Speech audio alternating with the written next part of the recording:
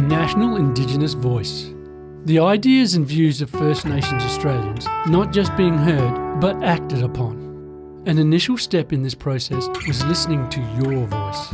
This was one of Australia's largest nationwide Indigenous community consultations.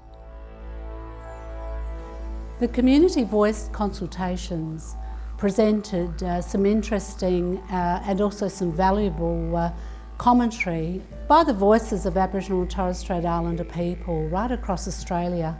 Two of the places that were visited in Victoria was Mildura and Bairnsdale, and what we found that there were different issues for different communities.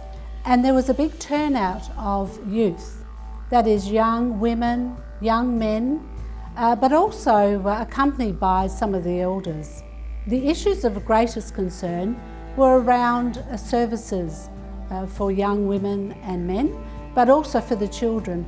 We heard how there were concerns around the programs and service delivery programs for youth justice, for young parents.